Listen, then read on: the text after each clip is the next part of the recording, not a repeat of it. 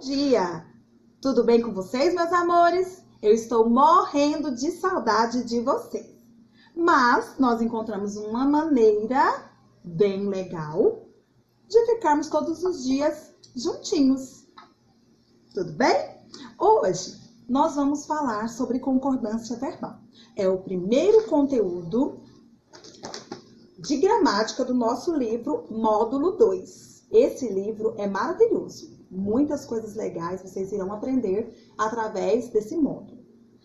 Para que vocês compreendam o sentido, o contexto de concordância verbal, primeiro nós vamos retomar o que é verbo. Como a tia Raquel já tinha falado, em sala de aula muitas vezes, verbo é a palavra que indica ação, estado ou fenômeno da natureza. Muitos alunos perguntam assim, tia Raquel, mas ação é tudo que a gente faz? Sim. Tudo que a gente faz é uma ação. Por exemplo, almoçar, comer, dormir, acordar, brincar, aplaudir, correr, dançar, vibrar. Tudo isso é verbo. Também são verbos. O estado, O estado emocional que você se encontra. Entristecido, triste, alegre ou os fenômenos da natureza. Chover, relampejar, ventar. E o termo concordância verbal, ele se dá porque o verbo, ele tem que sofrer alterações para ele se enquadrar perfeitamente na frase. Bom, como a tia Raquel tinha falado para vocês, a língua falada, ela aceita você usar termos cotidianos desde que você consiga transmitir a sua mensagem. Porém, na linguagem uma linguagem culta, uma linguagem formal e a linguagem escrita, você tem que falar tudo certinho, bonitinho, para que sua frase fique, de acordo com a gramática, com a norma gramatical. Então, o que acontece? Muitas vezes, no nosso dia a dia, a gente usa termos como a gente foi, nós foi, a gente somos, Hoje em dia, as pessoas usam muito esses termos, principalmente, porque a gente usa muito as redes sociais, então é aceito. Porém, quando você vai falar com uma pessoa, com um advogado, com um médico, quando você vai escrever uma carta, ou dependendo para quem você vai escrever, você não vai usar essas formas coloquiais, que é a forma que a gente usa a linguagem no dia a dia. Então, concordância verbal é a alteração que o verbo sofre para se enquadrar com perfeição na frase. Por exemplo, o verbo foi. Se eu falar, nós foi ao parque, está errado. Então, o verbo foi, ele tem que sofrer uma alteração. Nós fomos ao parque.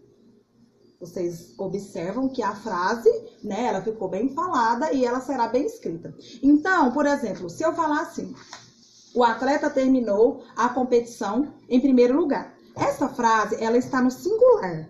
Então, o atleta terminou. O verbo, ele vem no singular. Mas se eu quiser falar os atletas, aí o verbo já vai sofrer uma alteração. Eu não posso falar os atletas terminou em primeiro lugar.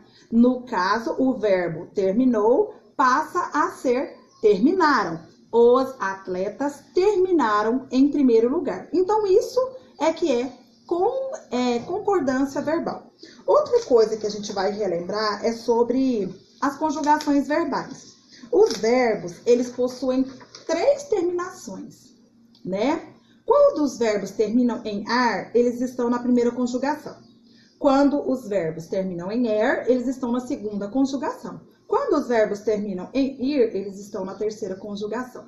Então, por exemplo, o verbo falar terminou em ar, por isso ele faz parte da primeira conjugação. O verbo escrever terminou em er, por isso faz parte da segunda conjugação. O verbo sorrir terminou em ir, faz parte da terceira conjugação. Então, meus amados, como a tia Raquel sempre fala para vocês, linguisticamente falando, o que interessa é compreender a mensagem, é transmitir a mensagem. Porém, de acordo com o meio que eu estou inserido, eu vou usar um tipo de linguagem adequada. Por exemplo, a tia Raquel não pode falar com o médico. E aí, velho, tudo beleza? Nós foi e nós ficou doente. Não é assim?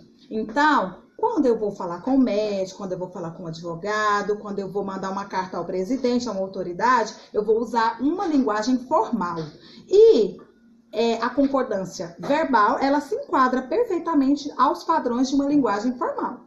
Né? Quando você vai conversar, quando você vai transmitir a sua mensagem, ela tem que ser bem escrita, ela tem que ser bem falada. Nós usamos uma linguagem popular, ou seja, uma linguagem coloquial no nosso dia a dia, para falar no WhatsApp, no Facebook, no Instagram.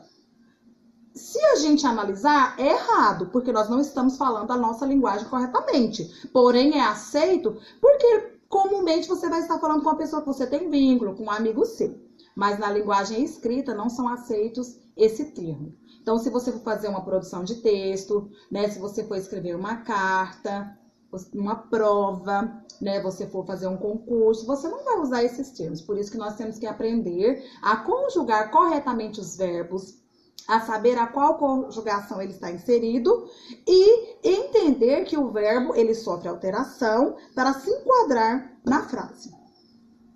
Um beijo, eu estou morrendo de saudade e eu espero que em breve nós estejamos juntinhos.